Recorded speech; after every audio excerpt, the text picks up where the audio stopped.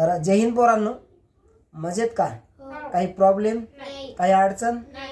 नाश्ता पाणी फुल झालंय दाबून? हा, नाश्ता पाणी महत्वाचा असता. अगोदर पेट पूजा करायची, नंतर जे होईल ते होईल. म्हणजेच आपलं पोटामध्ये असेल सगळं तर कार्य होईल ना. हा, स्वतःची काळजी घ्या अगोदर, ते महत्वाचं असतं. तर पहा, मराठी व्याकरण मध्ये आपल्याला काय घ्यायचंय? वर्णमाला. हे टॉपिक आपल्याला क्लिअर करायचं आहे. लेक्चर आवडलं तर लाईक करा, शेअर करा, सबस्क्राईब करा. खूप मेहनत लागते, खूप कष्ट लागतात, आणि जरा इन्स्पायर करा. चलो, तर बघा, लक्ष द्या.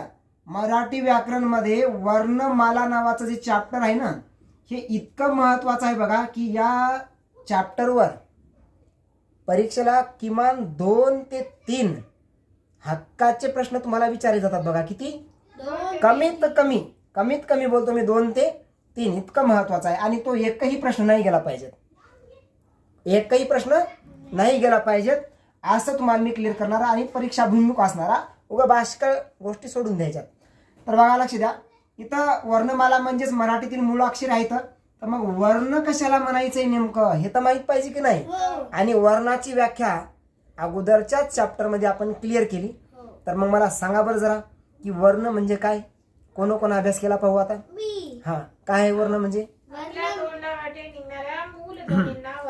आपल्या तोंडावाटे, आपल्या मुखावाटे, म्हणजेच तोंडावाटे बाहेर निघणारे जे मूळचे ध्वनी, म्हणजे मूल ध्वनी आहेत, त्यालाच आपण काय म्हणतो?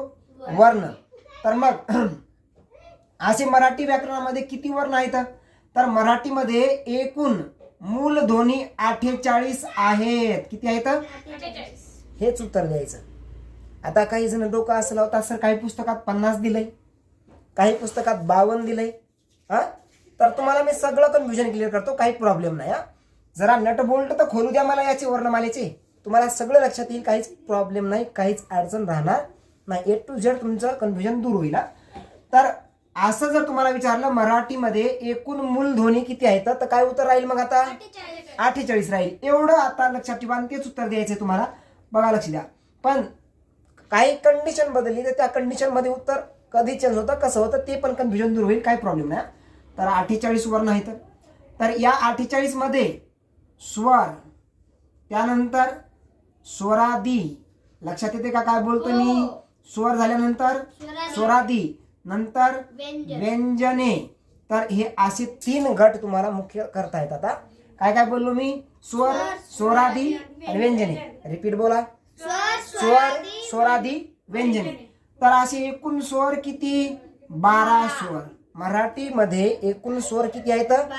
12. आता स्वरादी किती आहेत मग मराठीमध्ये? 2. हे लक्षात ठेवा. त्यानंतर व्यंजने किती आहेत मराठीमध्ये? 34. हे तोंडपाठच पाहिजे बरं का. झोपेतून जरी उठलं आणि जर आपल्याला व्यंजन म्हटलं तर लगेच 34 आठवायला पाहिजेत. स्वर म्हटलं की 12 आठवायला पाहिजेत. स्वरादी म्हटलं की 2 आठवायलाच पाहिजेत.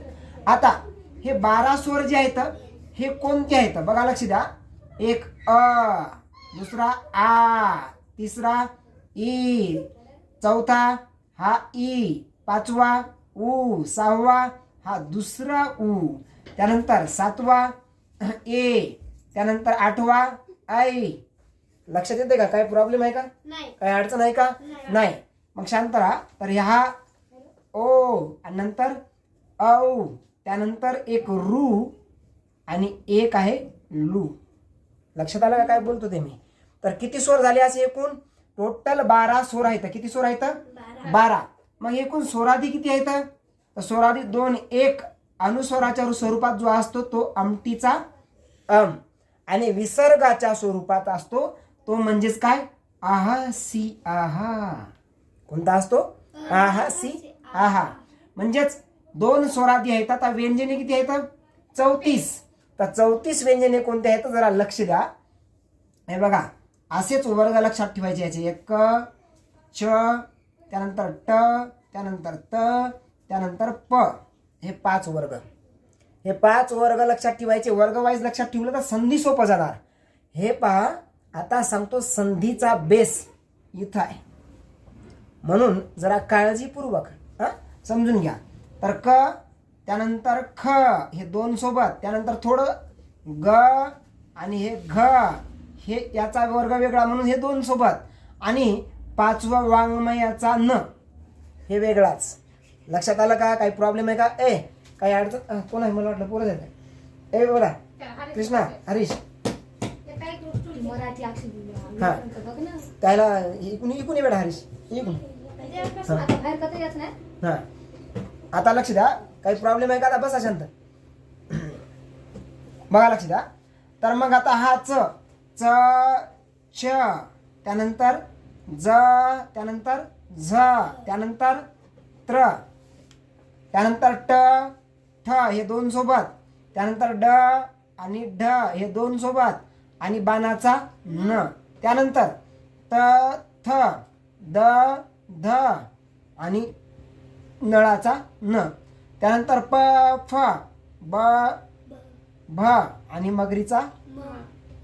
काही प्रॉब्लेम आहे का आता याच्यात? नाही. तर टोटल याच्यामध्ये 5 याच्यामध्ये 5 5 5 म्हणजेच असे 5 वर्ग आहेत. क च ट त प. किती वर्ग आहेत? 5. हे स्पर्श व्यंजने आहेत. काय आहेत? स्पर्श व्यंजने. आपण व्यंजनाच्या प्रकारामध्ये डिटेल बघणार. पहिल्यांदा जरा वर्णमाला समोर घ्या. काय आहे ते? 5 वर्ग आहेत. 5 5 25. तर हे पहिलं दुसरं हे नाही प्रत्येकीच्या मध्ये. तर हे कठोर हे कठोर हे कठोर कठोर कठोर, आणि हे 2 2 2 मृदूचा गट आहे, आणि हे अनुनासिक आहेत.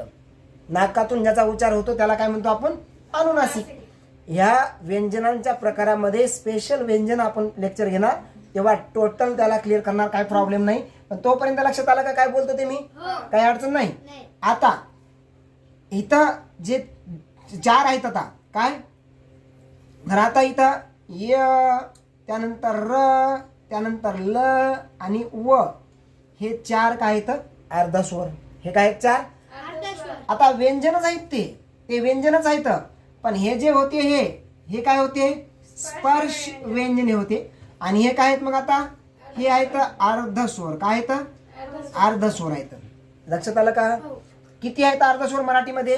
4. कोणते आहेत? य र ल व. आता अर्धस्वर का म्हणतात माहितीये का? यांना अर्धस्वर म्हणण्याचं कारण यांचा अर्धा उच्चार हा या स्वरांप्रमाणे होतो. म्हणजे स्वरांसारखा होतो, स्वरांप्रमाणे त्यांचा उच्चार होतो. एचा उच्चार बघा बरं, ई आणि ई प्रमाणे. कोणाप्रमाणे आहे? ई आणि ईचा उच्चाराप्रमाणेच कोणाचा उच्चार आहे? एचा. र चा उच्चार कोणाप्रमाणे येतो? ऋषीच्या रू प्रमाणे. ल चा उच्चार कोणाप्रमाणे येतो? लू प्रमाणे. आणि व चा उच्चार कोणाप्रमाणे येतो? तर उ किंवा उ प्रमाणे. या उ किंवा उ प्रमाणे. म्हणूनच त्यांना काय म्हणायचंय? अर्धस्वर म्हणायचं.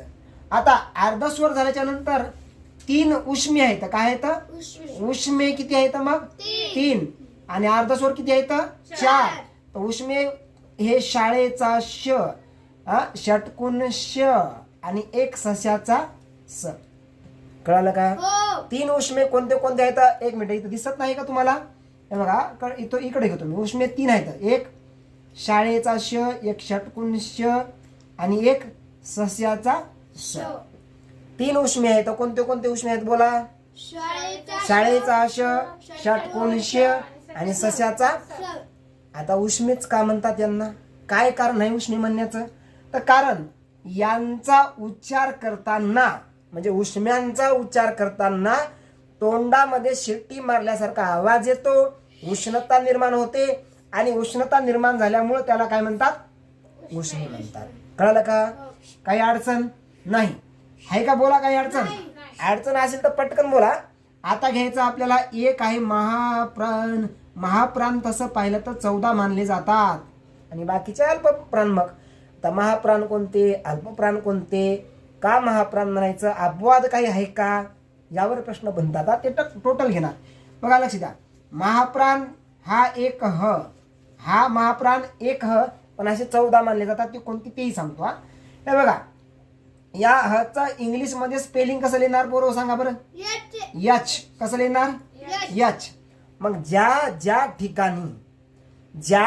ठिकाणी यच हा स्पेलिंग लिहावा लागतो ते महाप्राण. पण एक अपवाद आहे. ते कोणते महाप्राण सांगतो. हे ख ची स्पेलिंग कशी लिहिता मला सांगा? के आणि यच.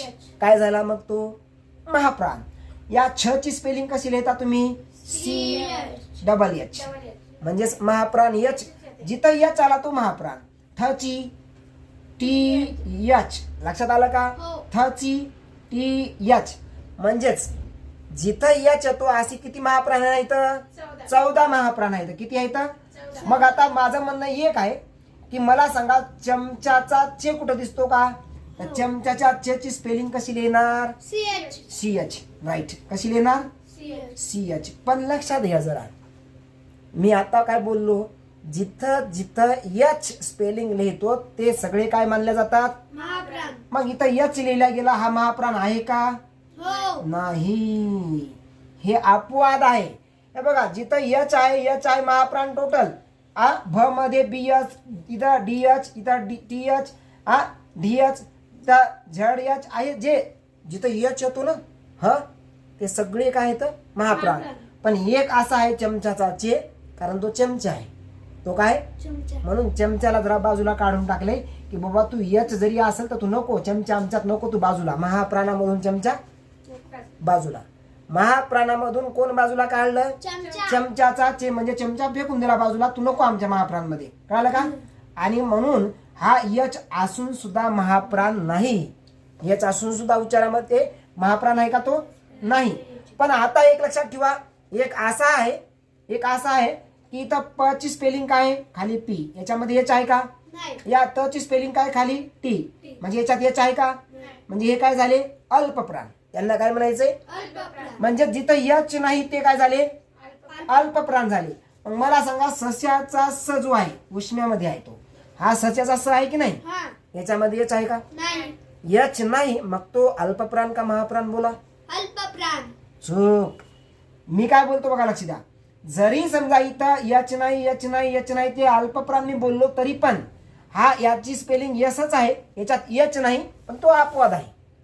कारण एक काढला तर एक लागेल ना गडी आपल्याला. आपल्या टीम मधून एक आपला प्लेअर बाजूला गेला तर दुसरा एक प्लेअर घ्यावा लागेल की नाही?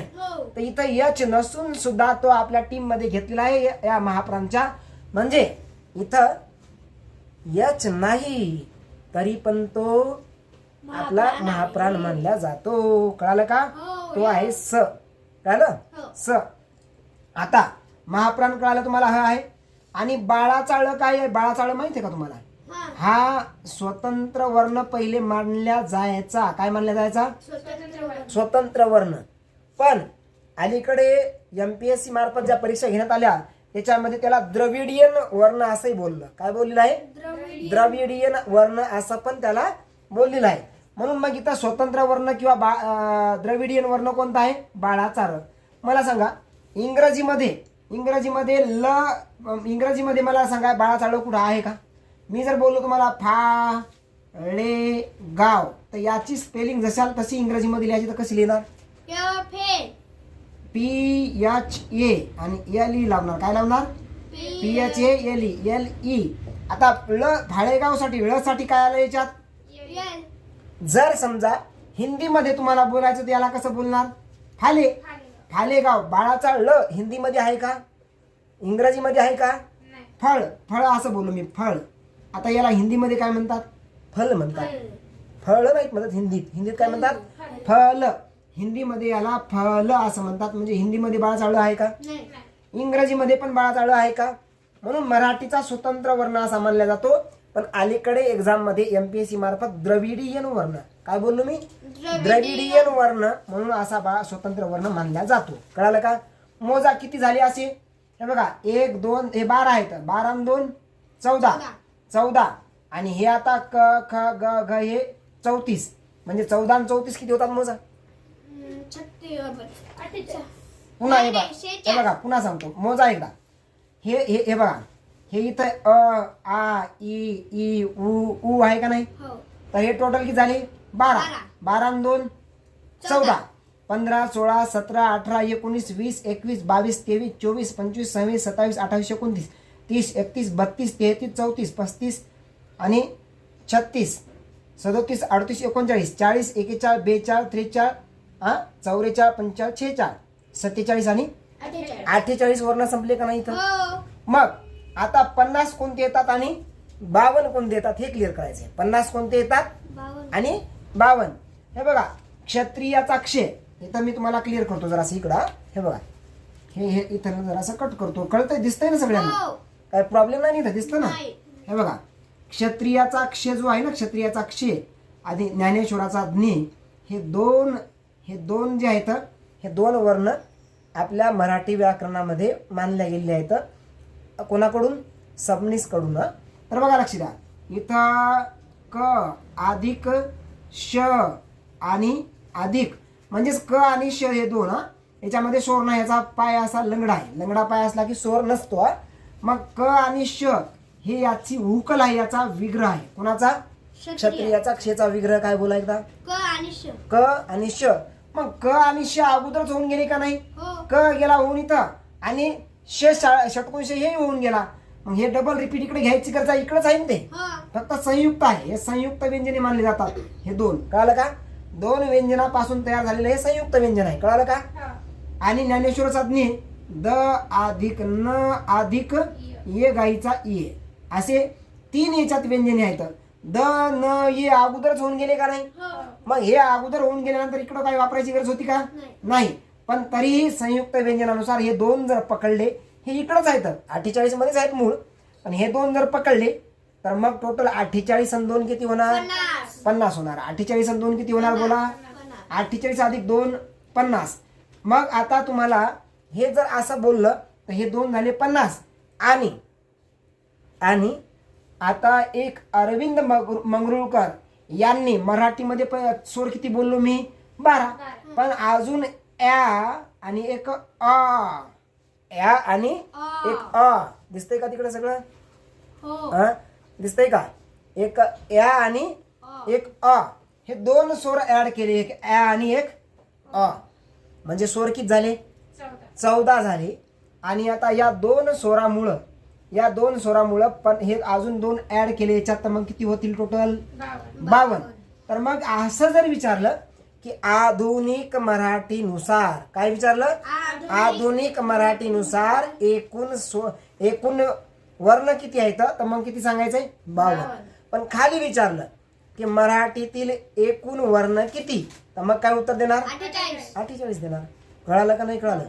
आणि मी जे बोलतो त्या पद्धतीने केलं तर तुमचं परीक्षेत उत्तर फिक्स राहणार आहे, बरोबर? लक्षात येतंय का? काही प्रॉब्लेम आहे का? नाही. चला, लेक्चर आवडलं तर लाईक करा, शेअर करा, सबस्क्राईब करा. खूप मेहनत लागते, खूप कष्ट लागतात, आणि जरा इन्स्पायर करा. चलो, जय हिंद, जय भारत.